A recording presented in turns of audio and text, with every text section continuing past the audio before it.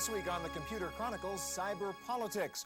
We'll show you how campaign managers are using sophisticated database software to develop targeted direct mail campaigns. The web is loaded with political sites these days. We'll surf the most important ones. We'll see how the media is using the internet to change the way it reports on Campaign 96. And we'll see how political activists are using technology to influence politicians and government. Plus, campaign strategy software and how kids too young to vote get their voices heard.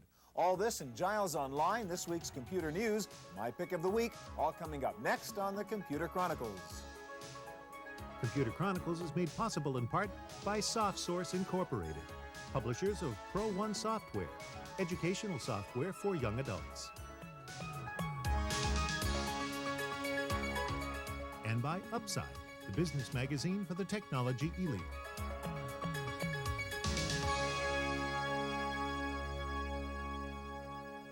Hi, and welcome to the Computer Chronicles. I'm Stuart Chaffee. It's rather obvious that television plays a huge role in politics these days. It's slightly less obvious, but computers, good hardware, good software, good use of the internet, are also playing an increasing role in American politics. And in some cases, computer technology can make the difference between winning and losing an election.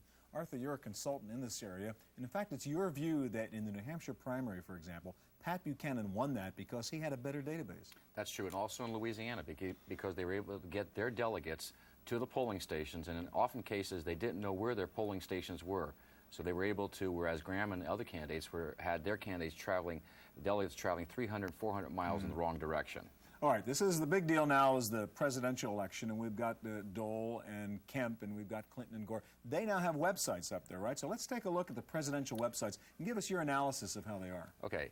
Again, what I think they're trying to do here, it's a battle of the text, but they're really trying to get people to sign up. And here, first things first. When you say sign up, you're saying these websites are not so much really to get people to vote for them, but to get action, to get volunteer support. To get volunteer support and be ready for whatever action may be necessary in their part of the country. So to get the Army going. That's right. You're building a ground troops here.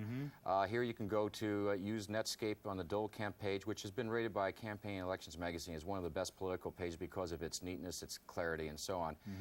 But here's right away, you can see that you get a form. You can customize your website, but at the same time that you're telling them what you would like to be told about, they're finding a great deal about you. That helps us with targeting. That helps us with so many other aspects. Okay, so they're asking you, what do you want to know, but they're really gathering that information to figure out how to target direct mail to you, etc. That's correct.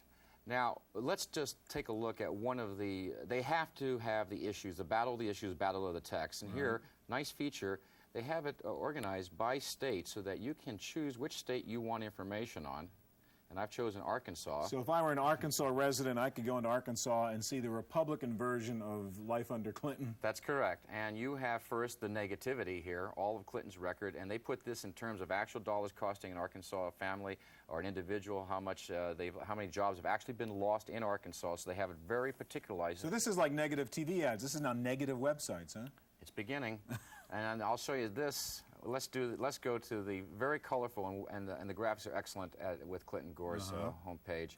Let's look at this. Oh, we have another U.S. of A. So I can go to Arkansas and get the Democratic version of life. Yeah, and that's very American too, if you notice. You know, the other one was a little red there, and here, everything that we saw in the other analysis is exactly the same opposite. issues, only more jobs, less taxes, everything. And they're going. This is the battle of the homepage. So this is not where you want to go for information, huh? This is not objective stuff. That's correct. All right, what else can you tell us about Clinton Gore? Now, they also have, I think, a nice feature, which is that they have all of the ways you can get involved on one page, and of course this branches out. The Dole Kemp page is really designed so that as you read each page, you can volunteer at the bottom of each page. I think this is a nice feature. All right, real quick, bottom line, is this good or bad for the process? It's going to be good, and it could be bad. The good is that we can now target more directly, and we can have more interactivity. And maybe one or two candidates will get through this mill, but they'll never be reelected. Okay. Well, let's take a look now at one specific political campaign here in San Francisco and see how a piece of software called War Games is being used to develop the campaign strategy. It happens almost every November, and it takes an army of dedicated volunteers to stuff and label envelopes, make telephone calls, distribute posters, and knock on doors, all in the name of one candidate or issue. It's the political campaign, and the newest tool to help win the vote is called voter targeting software. Research is the basis of all campaign decisions. So we research voters and their behavior in the past, so we get an idea about what's going to happen in future elections. We do polling, which is also to a certain extent computer-driven, to find out what messages and issues people are interested in the upcoming election. And then we just do regular old elbow grease research by going door to door and calling people on the phone. Campaign War Games is a strategy program from the Campaign Data Center. True to its name, War Games divides the electorate into categories, which campaign managers then try to divide and conquer. Identifying the most likely supporters can be the key to winning a campaign. I think you can increasingly see the power of information in politics. At one time, politics was fairly gutsy. It was based on direct contact with voters. We now live in a society where there are 400,000 people in a state assembly district in California, where there are, literally 31 million people that you have to appeal to if you're running statewide. Those kind of numbers demand a different kind of technology. We really need to be able to communicate with voters by mail and by phone. You need to be able to, again, target those who are likely to vote, target those who are likely to be persuaded. Campaign War Games will sift and sort voting groups and create a winning scenario for campaign managers as long as the original assumptions are valid. But the output depends on intelligent input, and that's where experience comes into play. There's absolutely no substitute for good political judgment. And every campaign manager takes this research that they gather from different areas and makes calls, like a coach. You make calls about what plays you're going to use to win the election. For the Computer Chronicles, I'm Giles Bateman.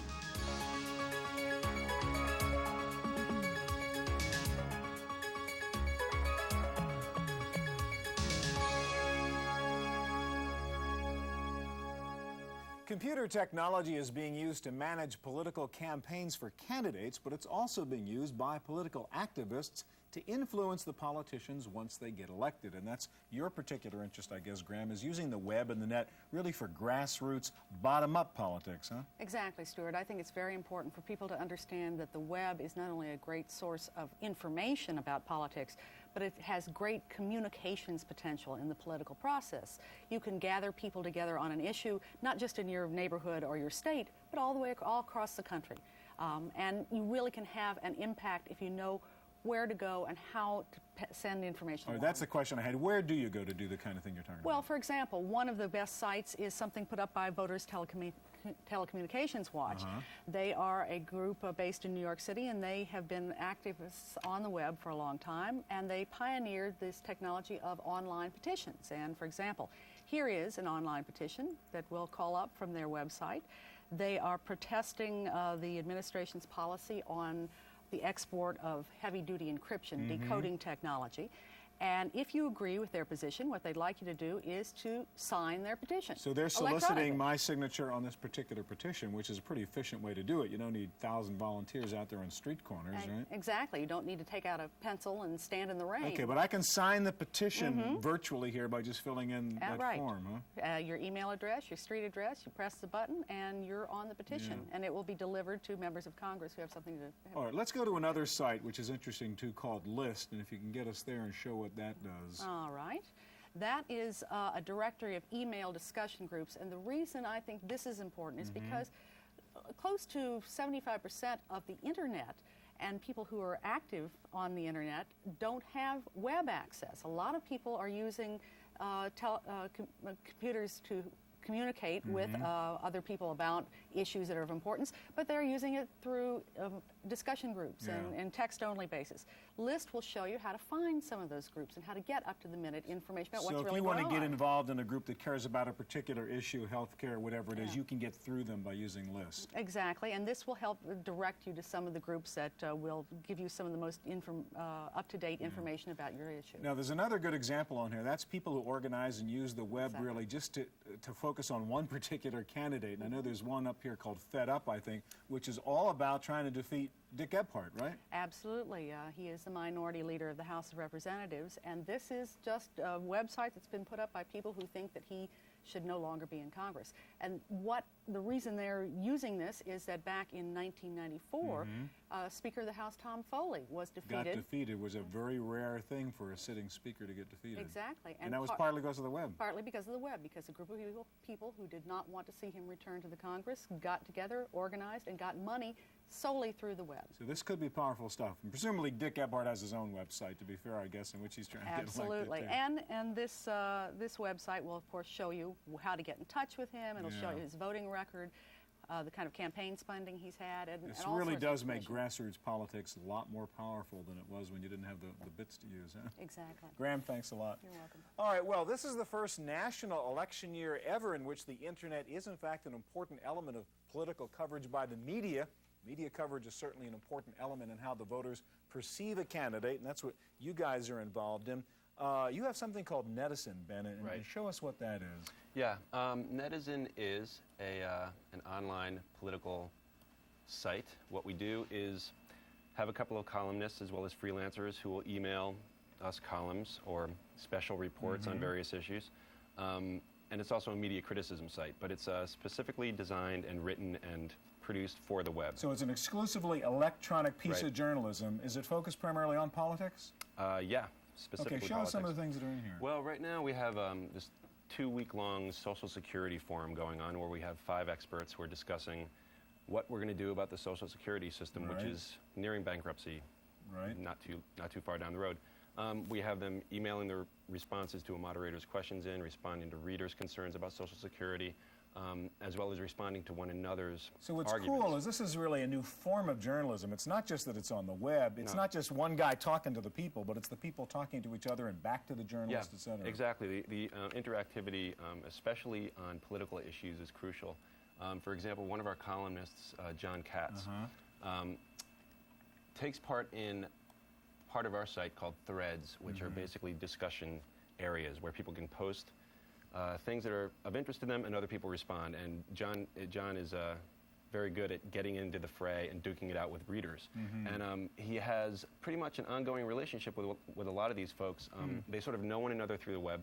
They bring up issues. They interact not only with John, but with other readers all over the country. And also, I think it's important to remember that the web is global. And so we're talking about people who are talking about global issues as well as just the election this year. Let's look at a couple of other sites. And one is Politics Now, which also is kind of interesting in that it lets you sort of figure out what to do with your vote in a way, right? Right. Yeah, we have, well, this is all politics actually, but we have candidate Radomedic, which is... Okay, so this is the CNN website that deals with politics, and we've seen that promoted on the air. And so in this one, well, you can actually answer this quiz, and it says, well, this is the candidate who's going to do what you want? Right. This is basically a means of finding the candidate that you want to elect president. It's obviously there are various degrees of sophistication on the web. Right. And this is kind of, you know... That's a polite way to put it. It's a fun website. They actually do. They have a very fine website overall.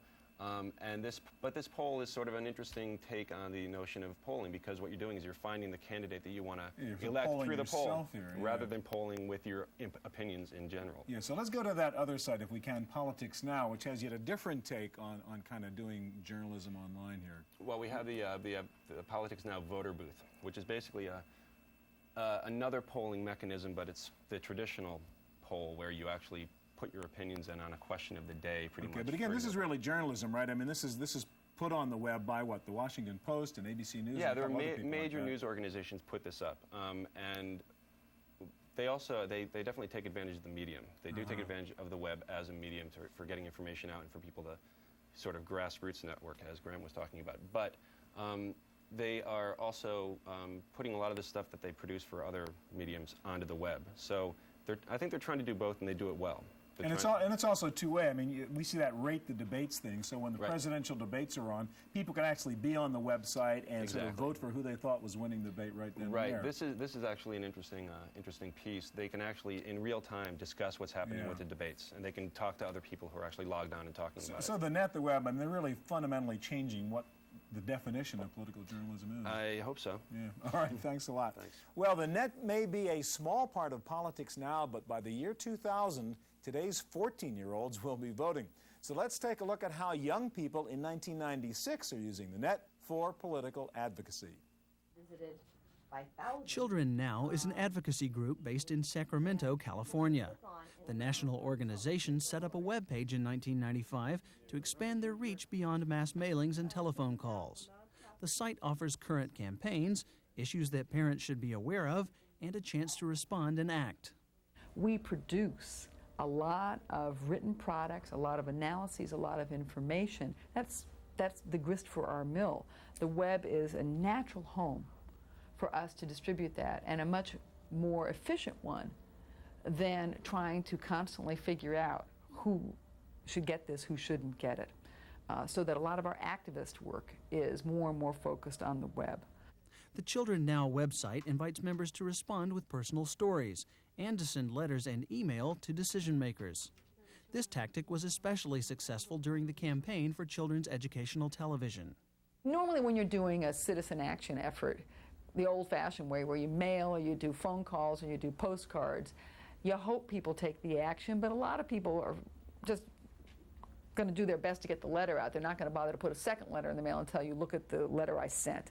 Whereas on the net, people just have to push a button to tell us they sent it. So we know, we got an instant feedback loop that we know that several hundred people wrote the FCC.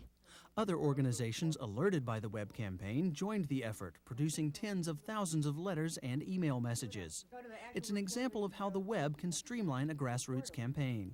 All sorts of synergy is occurring that, if it had only been up to us and postage and the mailbox, never would have occurred. Because we can't possibly disseminate enough of our materials to enough places to make those synapses occur. The internet and the web makes it happen in ways that escalates the odds significantly that we're going to have those kinds of connections. For the Computer Chronicles, I'm Giles Bateman.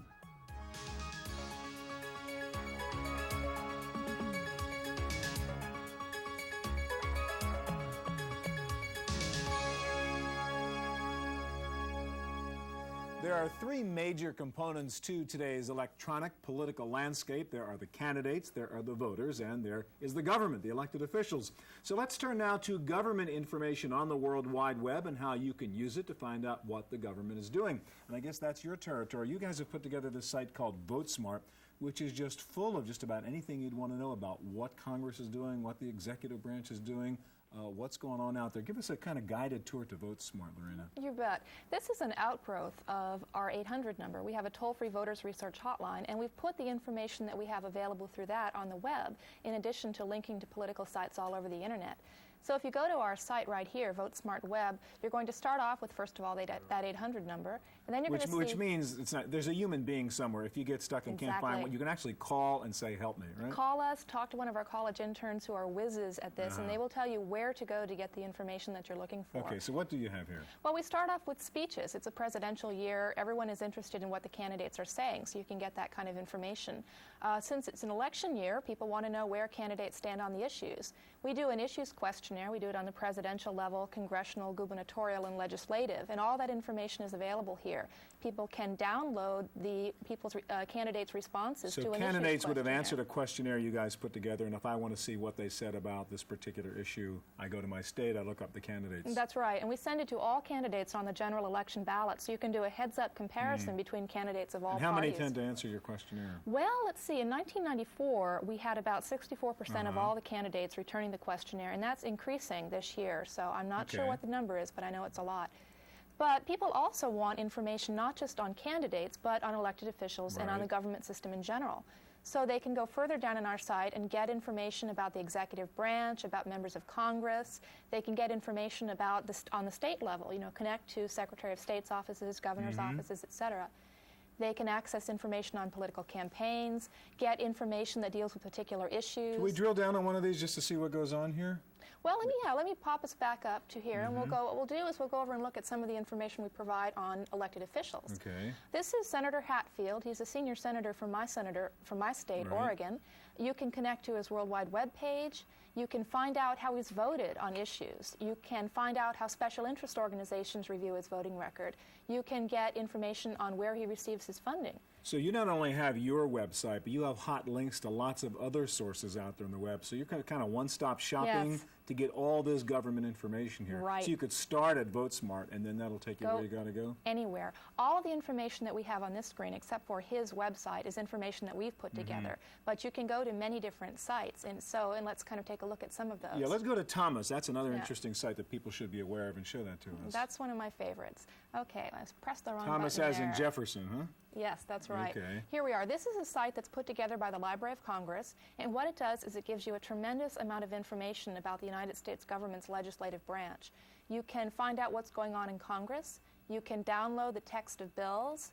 You can go over and connect to committees and find out what's going on there. And you can get a tremendous amount of information about everything that's going on the congressional branch. So Thomas is really if you want legislative type information. Right, exactly. A little bit of time left. One thing really cool that you can get to from your site is the Census Bureau, where you can really dig out lots of detail. Show us That's right. that. You can, from our site, you can go to many different government agencies and departments. One of those is the Department of the Census, where you can find all sorts of information, ranging from birth dates to all sorts of things that have to do with commerce. I like voting and registration. Yeah. And find out how many people voted in 94. So it's a great research tool if you really want to be an informed voter in general. That's right. Thanks very much, Lorena. Thank you. All right, well, we've shown you quite a few political websites so far, but let's turn now to our webmaster, Giles Bateman, for a look at some other sites that can help you be a good citizen.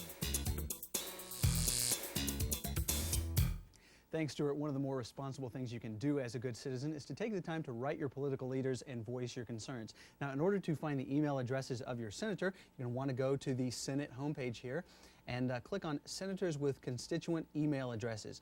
And what that'll do is that'll give you a list of all the senators with constituent email addresses. Now, if your senator does not have an email address, I suggest sending him some snail mail and telling him to get on the stick. Now, you can also write your representative. If you go to the House of Representatives page, you can scroll down, find who's who and how to contact them. A number of the representatives have email addresses as well. Another great government resource online is the Library of Congress. This has a lot of great graphics and a lot of good information, but if you've got a slow connection, as with most searching, I recommend using the text-only version. It makes for much quicker searching over a slow modem. Now, last but not least, if you think the national debt's nothing to worry about, you might want to check out the U.S. National Debt Clock. This updates every minute. I'll hit reload so you can see those numbers change.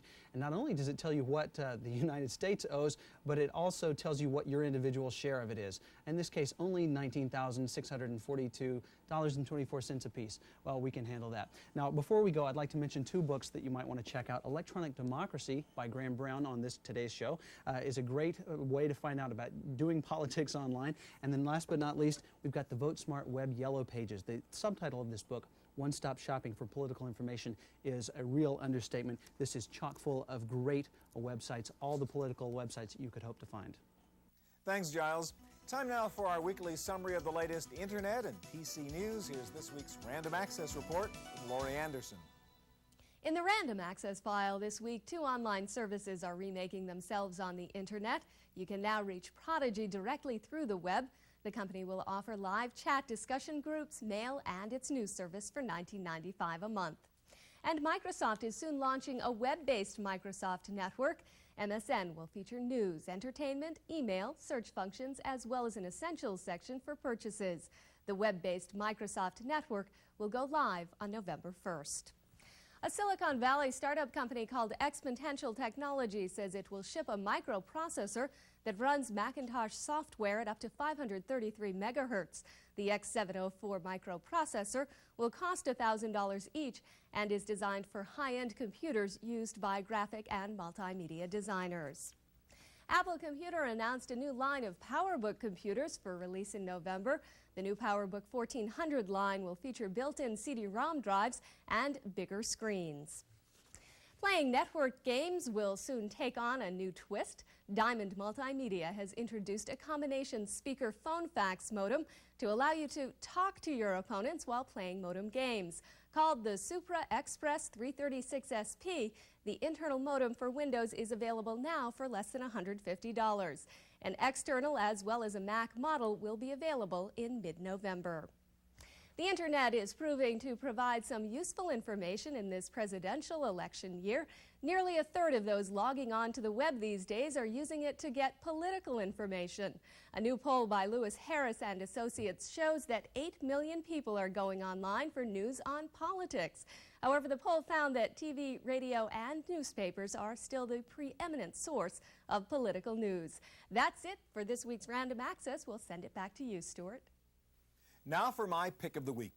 A CD-ROM drive has become an essential for any computer these days, but if you're a big laptop user, it hasn't been real easy to get access to a CD-ROM drive. You either have to lug around an external CD-ROM drive with the power cord and the connector cable, or you can buy a new laptop with a built-in CD-ROM drive, but you pay a price, no built-in floppy disk. And that can often be a pain as you have to juggle between using either the CD-ROM drive or the floppy drive. Well, I have found one very clever new notebook computer that has somehow found a way to squeeze both a CD-ROM drive and a floppy drive into one normal-sized laptop. This is the Orion from Nimantics. Now, I don't know how they did it, but it has a CD-ROM drive over here, a floppy disk drive over here. It has two PCMCIA slots, a hard drive, of course, a battery slot. Somehow it all fits together, and this is so much easier to use than all the others. Now, this Nimantics Orion has a 133 megahertz Pentium, a 2 gigabyte hard drive, 16 megs of RAM, a 6X CD-ROM, built-in stereo speakers, a big active matrix SVGA display. It even comes with a built-in joystick, and it has game buttons over here. It is quite a nice little package from a company no one has heard of, but I like it a lot, and the price is under $3,500. It is the Orion from Nimantics.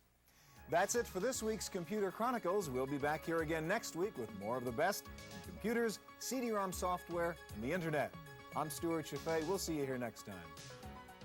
Computer Chronicles is made possible in part by SoftSource Incorporated, publishers of Pro One software, educational software for young adults. And by Upside, the business magazine for the technology elite. Videotape copies of all Computer Chronicle shows are available for $32.50. Please order by show number and topic. And for more detailed information about the series, guests, and products featured, you can also order a subscription to the Chaffee Letter. In each issue, Stuart provides his unique insights and thoughts about the fast-changing world of personal technology. Videotapes and the Chaffee Letter can be ordered by calling 1-800-800-9520 or by writing us at the Computer Chronicles. For more information on anything you've seen on today's program, check out our website at www.pctv.com.